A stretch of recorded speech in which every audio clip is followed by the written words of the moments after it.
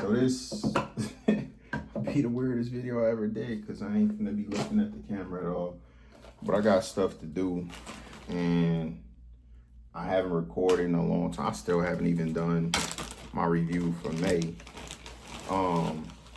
I started to try to make this work outside, but it's too hot. It's like 9 a.m. on the 4th of July.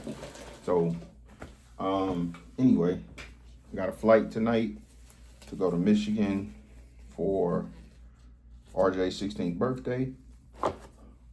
And I need to get everything packed, everything ready to go.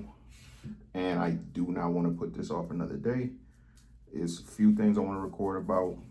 So I just said, hey, let me try to make it work in here while I do some other stuff and just kind of talk it out. So I guess of everything that I want to talk about, me intentionally trying to become my own best friend, right? Because it's not always going to be somebody else to be there with me or go through stuff with me, but we have our little internal voice. And I don't know that I've ever looked at it like that. I've talked about duality in the past. I've talked about, different versions of myself and all of that stuff. But until now, and now being very recently, like I've never considered like the cooperation between these different versions of myself. I've always seen a competition. Like I've seen like, hey, only one version of me can ultimately be the one that's here. So, it's a fight. It's a fight between, the irresponsible and the responsible. It's a fight between the fit and the unfit, the healthy and the unhealthy, the depressed and the thriving, all these different things. And when I was mindful of it, it did help me, kind of serve me to push through some certain things, because I could imagine, the version of me that I want to be winning on those days. Now, I wasn't always mindful of it, but whenever I thought about it, it was a benefit for me to just picture, 191 pound Clarence fighting against 284 pound Clarence. So, cause it's like, if I visualize that, it's like, okay, which one I want to win, I need to conform to his standards. And I know what they were because I was that person at one point in time, but I'm not any of those people anymore. I'm some hybrid of all of those people. So, and then I was thinking, like, that's something I need to embrace, that all of the different versions of me had their time. And it ain't about like trying to get back to any of them. It's about learning from all of them. And instead of it being like a competition, it's a collaboration. So what could I take? What did I like about Juice? What did I like about C9? What did I like about CY? What I like about CJ? Clarence, Timeshare Clarence, all these different images or versions of myself that I can picture in my head. When I was in the military, that was a version of me. When I was at the steel foundry, that was a version of me. Differences in mindset about relationships when I was insecure and I needed validation from women. That was a version of me. When I couldn't, so I'm not gonna ramble, but all these different versions of me,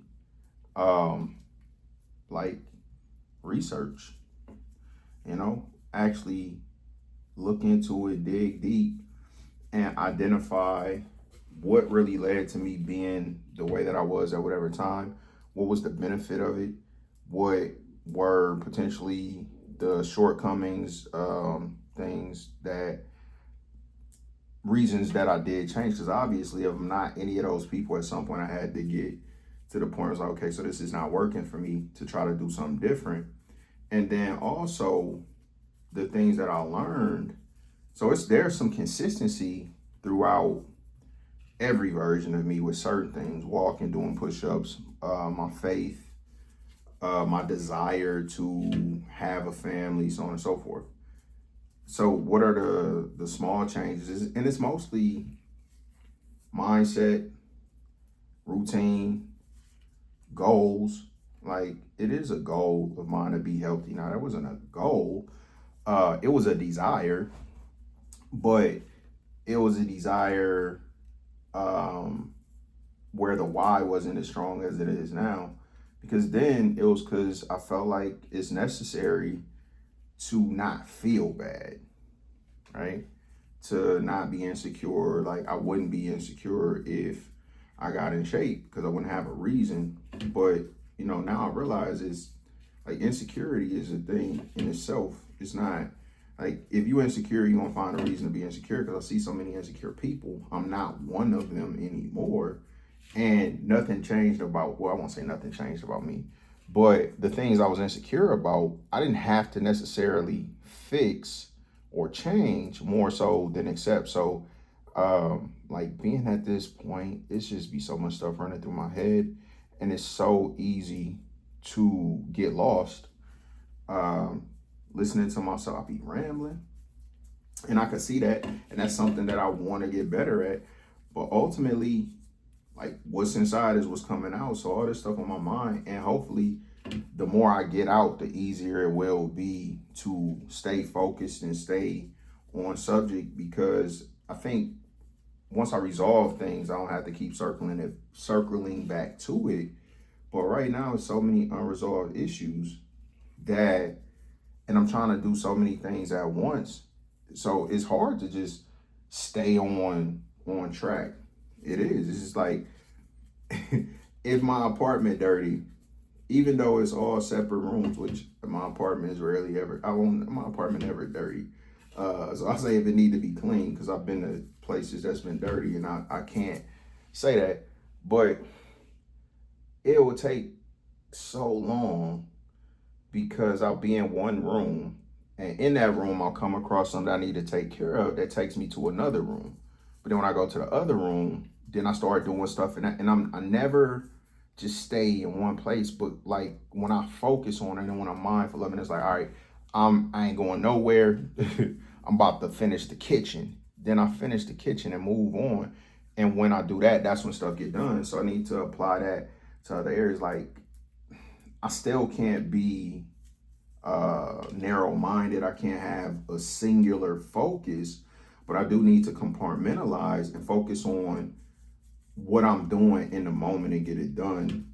So right now, I think just really thinking about and analyzing what are the qualities and characteristics that I have as a friend that other people benefit from, and try to benefit from it myself. Try to be a friend of myself.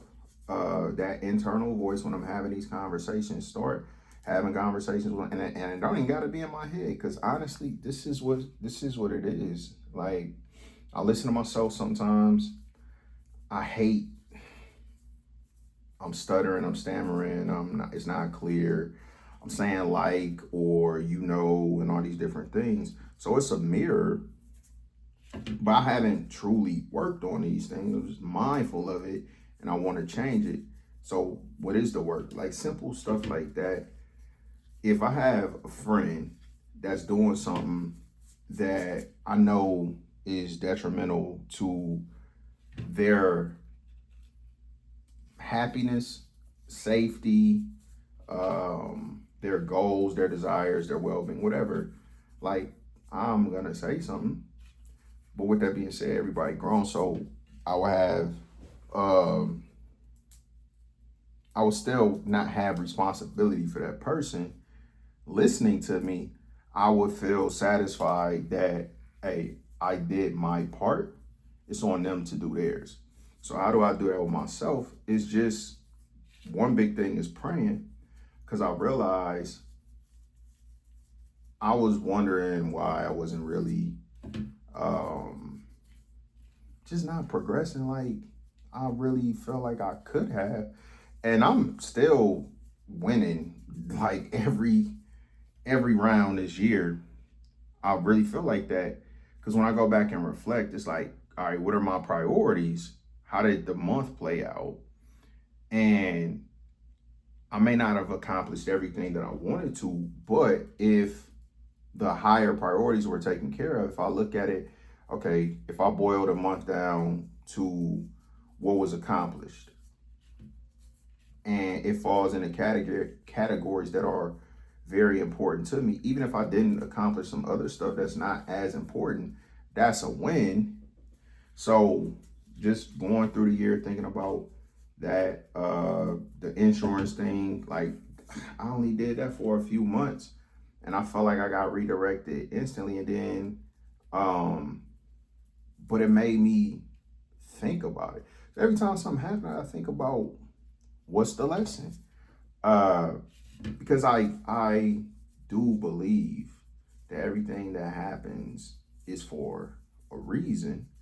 It's not just some cliche stuff to say and to try to make myself feel better. But if I believe that, then what's the reason? That's what gives me the most benefit, is thinking like that, is trying to understand stuff. What's the reason? People, situations, whatever the case is, I lose my job. What was the reason? Not from a standpoint of, well, I missed too many days or I wasn't selling or whatever, but what was the reason for me to be put in a position to not have a job so I could focus on me? Relationship, and what was the reason for this marriage not to work? What was the reason for me to have to start back over? What was the reason for all these different things to happen? Because everything, I'm always going to find a way to connect everything back to God. I'm not a Bible scholar. I read in it. I need to do better with that. But like, I've read enough, I've been told enough, I've watched enough, listened to enough to apply the things that are prevalent and utilize the lessons that I've learned. But the point is, I do process everything from the lens of I am a child of God. And if I am a child of God, just the same way I would not put my kids in no position to punish them, right? Like, I will always give Aaliyah her credit, because Aaliyah really made me think about that. Like, the just punishment. Why would you ever really want to punish your kids? You want to discipline your kids, you want to teach your kids, you want to prepare your kids, but like, punishment in itself, like, the goal of punishment is to hurt somebody, is to enforce a negative consequence, but not for the purpose of, like, the purpose is to hurt them, not to help them, not to teach them, not whatever. So at least that's how it was presented, how I understand it from what she told me. That made me really reconsider, like, okay. And then, even thinking about that, I look at the Bible, the Old Testament and the New Testament, and want to model my thought processes and behaviors after what I got from that, which is the same kind of evolution.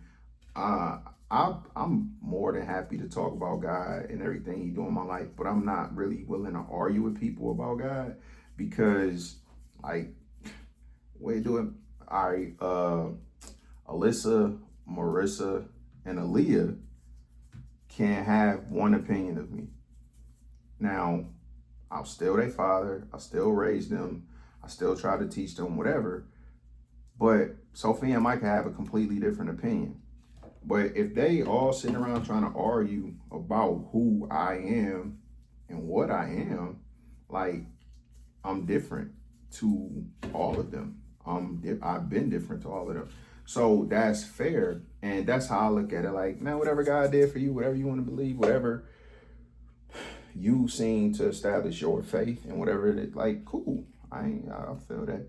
But like, I don't have those requirements to fit somebody else's box when it comes to my faith, because if Sophia is 10 and I have certain expectations of her based off what I know I have instilled in her, exposed her to, taught her, whatever, and that it's appropriate for her age, but it's also Micah gotta do what's appropriate for his age, but he always gonna be doing stuff earlier than everybody else because he's the youngest, and that's just how it works. Like, Sophia just starting to do chores, but she 10. I mean, I wasn't like, not like right now, but just in, like, the last couple years, before it was primarily Aaliyah, but she was a teenager. So Aaliyah didn't really start doing chores as early as Sophia, and Sophia didn't start doing chores as early as Micah. So how is all this related? Because I'm rambling. It's just looking at when something happened in my life, like, if it, I don't want them to feel bad. I don't want them to go through unnecessary stuff. So my goal is not to punish them. I don't think God's goal is ever to punish me. Is to teach me. Is to say, so God's wrath, right? Old Testament, I feel like it's a lot of punishment. But I felt like that's what the Old Testament is basically about, punishment.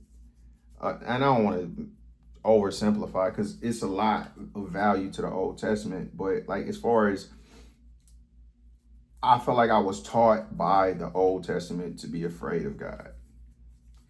And I don't want my kids to be afraid of me. I don't want to be afraid of God. I hear all the time and see all the time the statement God fearing. Why? Why would you fear God? Why do you want to fear God? Why do you want to be with a person that fears God? DMX said, y'all niggas don't respect me, but you fear me. And fear is better than respect. Y'all niggas hear me. And it's like, no, it ain't. Fear is not better than respect. You can have that, because like, respect is a real impact. Like, fear is a reaction. So anyway, everything that happened, I don't fear God, and I don't feel like God is trying to punish me. So it make it easier for me to learn the lessons that I need to learn, because I'm looking for the lessons. I'm not feeling sorry about the losses or playing victim about whatever the situation is. It's like, all right, I'm in this situation. He wouldn't put me in a situation that I couldn't deal with. But in dealing with it, how am I supposed to grow from it? Because I felt like in the past, a lot of times I just went through stuff, but I didn't go through it. So, I kind of had the, I don't want to say epiphany, but kind of breakthrough. Is like, all right, man, stop going through stuff and make sure you growing through stuff. And that's where I'm at. And that's intentional. And that's why there will be growth. So I'm not big on excuses. This is me being accountable to myself, making an attempt to be the friend that I've been to everybody else, because I was actually thinking the day I was walking, and I was thinking about the friends I've had throughout this different stage of my life, from being a little kid, and friends, family, but relationships, the connections that I've had with people that are impactful enough for me to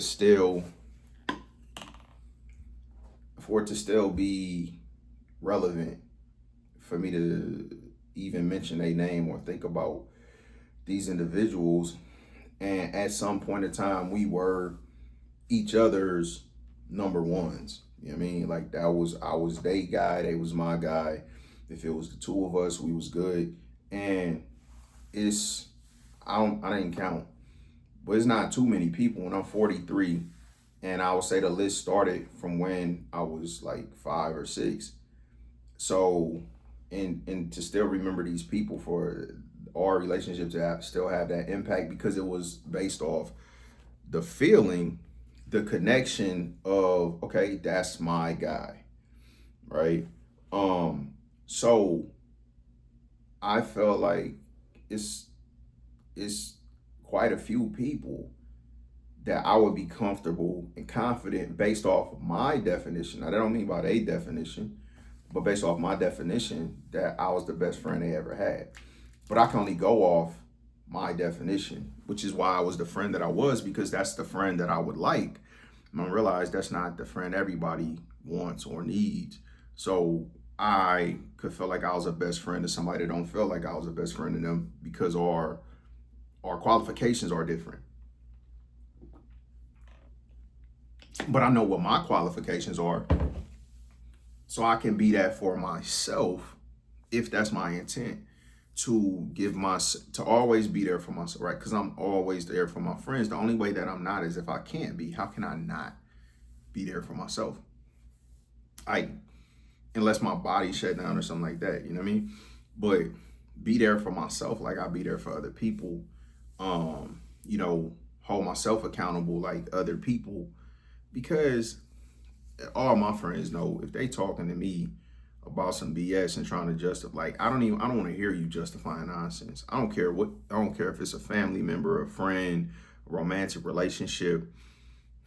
I don't want to hear it, because just the fact that you have the desire to justify nonsense is, I don't want to deal with you. So same thing with myself. Like, I don't see myself doing that, but I have to start analyzing more the things I do, because I have done some things that I look at. If I had a friend and they came to me and told me the things, you know, that I was aware of, what would my advice be to them versus what were the actions that I took? And I've done some stuff that's questionable.